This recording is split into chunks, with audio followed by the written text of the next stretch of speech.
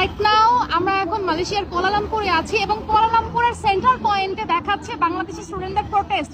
This is a proud moment that all over the world, they are supporting our student community. দেখেন হাজার হাজার শত শত মানুষ এখানে আছে এবং তারা সবাই কিছুক্ষণ পর পর এই বড় মনিটরে দেখছে, যেটা আমি একটু আগে দেখালাম।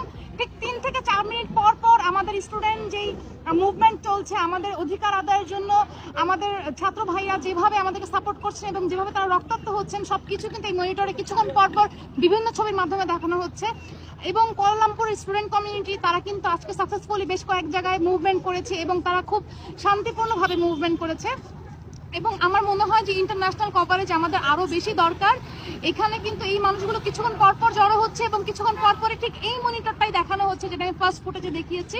আপনারা যে যে কান্ট্রিতে আছেন ট্রাই করেন এভাবে যদি কন্ট্রিবিউশন করতে পারেন, because we need international attention. আমাদের আসলে যেই কভারেজটা মিডিয়া থেকে পাওয়ার কথা